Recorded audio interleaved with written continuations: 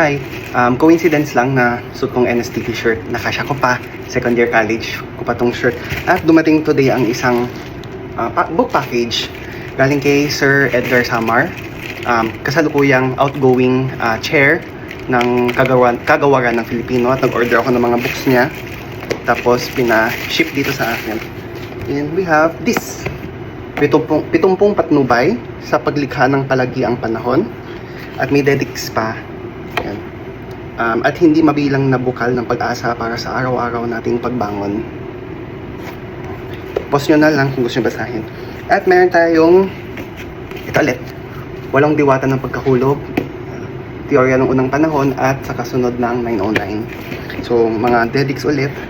Walang dinalulunasang pagod ang walang diwata ng pagkahulog na nanananahan sa ating loob. Namimiss ka rin ng kagawaran. Kaya sabi ko, miss ko ng kagawaran ng Filipino. Bilang tahanan ng aking undergrad at postgrad life, walang makabuluhang teorya ng unang panahon na hindi nakatuntong sa mapagpalayang praktika ng ngayon. Maraming salamat sa laging pagsuporta. Jano Silang bookmark CA. Thank you, sir. Na kasama pa rin nagbubuwag ng mga panandaliang sa kasunod ng 909 o higit pang kasawi ang bayan, huwag mapapagod. Sir Samar. Ayan. So, bilang, sabi ko nga, nandito lang ang aking kagawaran ng Filipino bookshelves. Like this. Ayan. Ayan. Feature natin aking mga ibang versions. Ito ang unang kong version. Walang diwata ng pagkahulog. Version 1. 2012 ko tong binili. Tapos, ito ang pangalawang version. Walang diwata ng pagkahulog.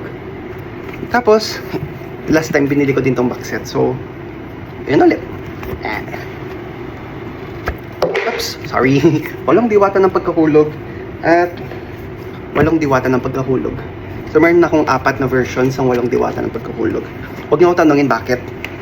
Hindi ko rin alam bakit. Pero, ayan, I have 4 versions. Walang diwata ng pagkahulog. Lahat case under Sir Edgar Calabe Samar. Tapos, actually ito yung unang akda ni Sir Samar na binasa ko sa kasunod ng 909. Ayan, may dedics din siya. 2012 ko to pinapirma.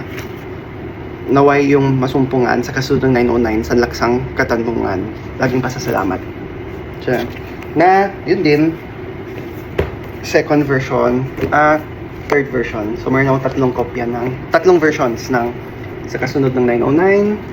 Tapos itong teorya ng unang panahon ay itong dalawa lang. Yun. Tapos ito, bago. Tapos ano pa mga ibang Sir Samar books ko. Talagang nagkalkal na dito sa bookshelves. No? Promote ko talagang mga akda ng aking mga naging prof sa Ateneo. Isa-isahin natin sila. Ayun. Ay nalaglag na dito sa shelves. Okay. Kagulo na. Anyway, alternatibong mundo.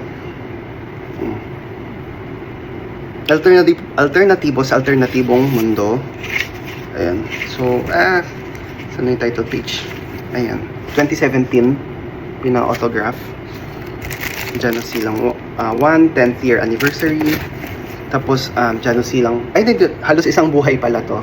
Ka-tie up ni sa kasunod ng 909. Mga manananggal sa pagsulat ng nobela. 2012 din to. May dedication din. Yan.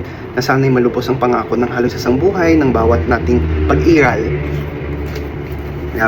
Diyan na silang 1, diyan na silang 2, diyan na silang 3, diyan na silang 4, diyan na silang 5. Tapos, diyan na silang 1 and 2 na comics. Tapos, Maskara at Pambahay. Malatulang Buhay, Sir Edgar Samar. 101 Kagila-gilalas na nilalang. Ito yata yung first version. Kasi ang laki pa nito. Anyway, yan. I think 2014, 2015 ko to pinapirma. Kasi walang taon. Tapos, ito rin.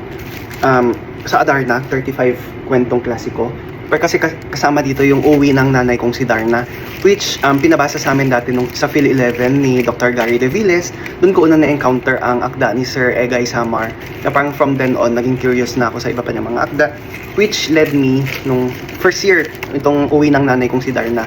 Third year, nung nag-shift na ako ng interdisciplinary studies tapos Filipino Literature.